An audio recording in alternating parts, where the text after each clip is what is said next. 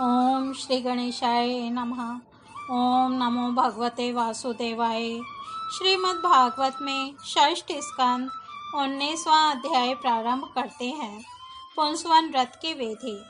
राजा परीक्षित ने पूछा, भगवान, आपने अभी अभी पुंसवन व्रत का वर्णन किया है और कहा है कि उससे भगवान विष्णु प्रसन्न हो जाते हैं, सो अब मैं उसकी विधि जानना चाहता हूँ।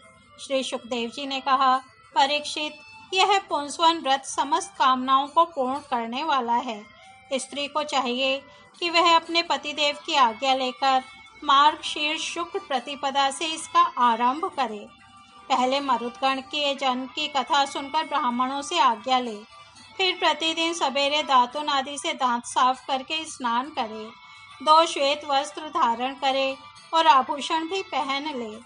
प्रातः काल कुछ भी खाने से पहले ही भगवान लक्ष्मी नारायण की पूजा करें। इस प्रकार प्रार्थना करें, प्रभो, आप पूर्ण काम हैं, अतएव आपको किसी से भी कुछ लेना देना नहीं है। आप समस्त विभूतियों के स्वामी और सकल सिद्धि स्वरूप हैं। मैं आपको बार बार नमस्कार करती हूँ। मेरे आराध्य देव, आप कृपा, विभूति, तेज, महिमा और वीर्य आदि समस्त गुणों से नित्य युक्त हैं।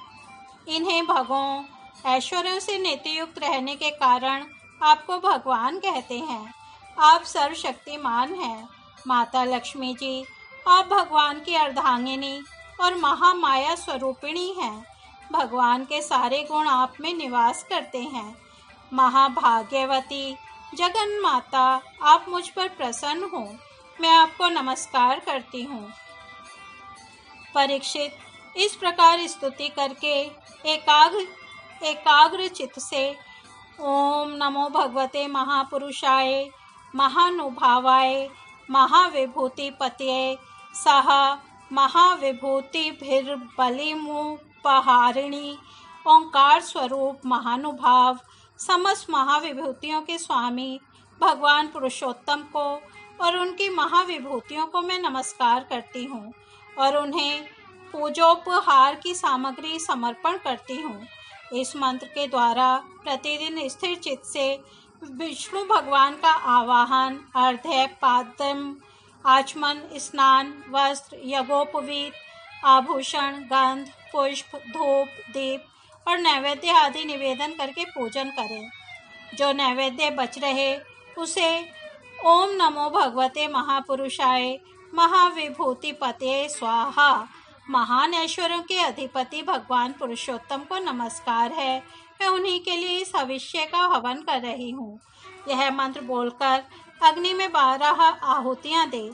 परीक्षित, जो सब प्रकार की संपत्तियों को प्राप्त करना चाहता हो उसे चाहिए कि प्रतिदिन भक्ति भाव से भगवान लक्ष्मी नारायण की पूजा करे, क्योंकि वे ही दोनों समस्त अभिलाषाओं के पूर्ण करने वाले एवं श्रेष्ठ वरदानी हैं।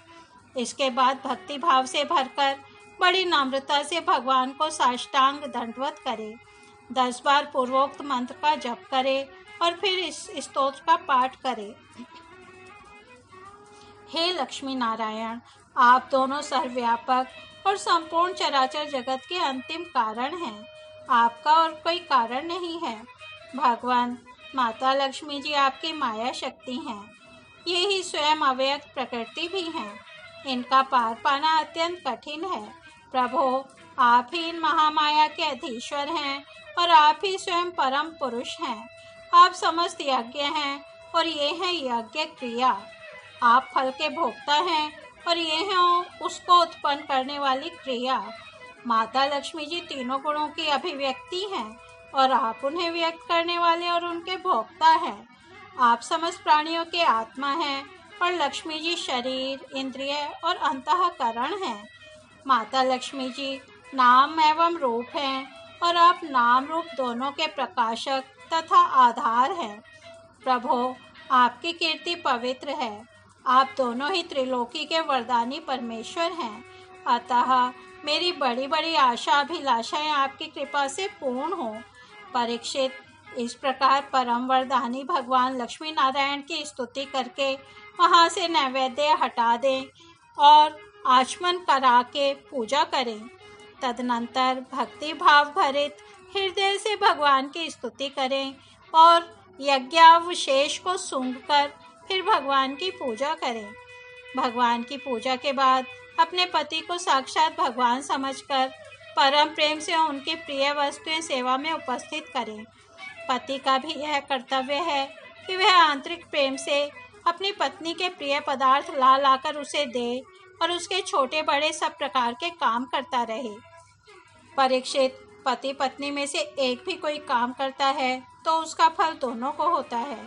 इसलिए यदि पत्नी रजोधर्म आदि के समय यह व्रत करने के अयोग्य हो जाए तो बड़ी एकाग्रता और सावधानी से पति को ही इसका अनुष्ठान करना चाहिए।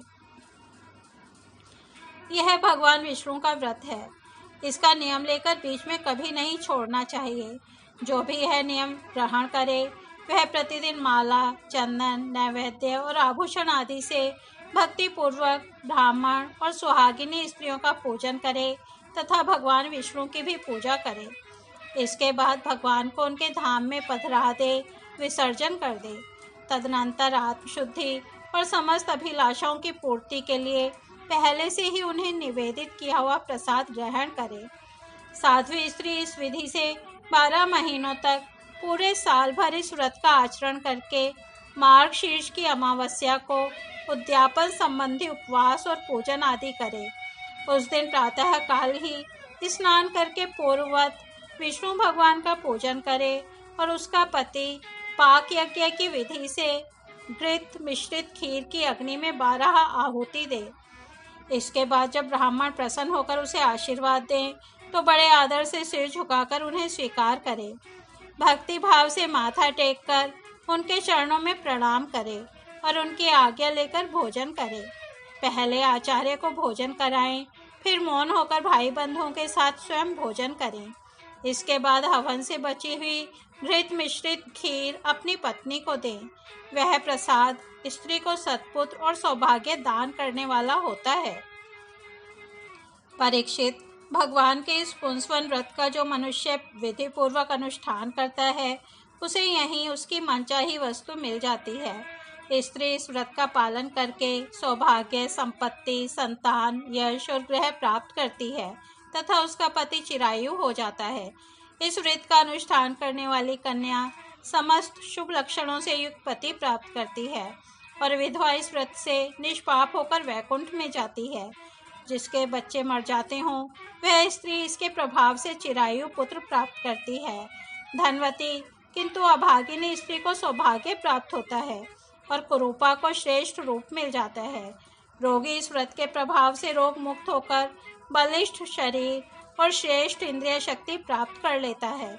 जो मनुष्य मांगलिक श्राद्ध कर्म में इसका पाठ करता है उसके पितर और देवता अनंत तृप्ति लाभ करते हैं। वे संतुष्ट होकर हवन के समाप्त होने पर व्रती की समस्त इच्छाएं पूर्ण कर देते हैं।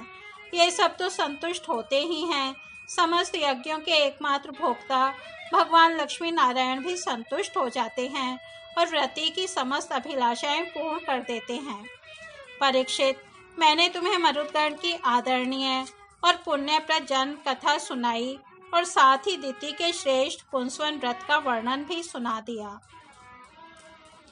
इसके साथ ही षष्ठ स्कंद समाप्त होता है।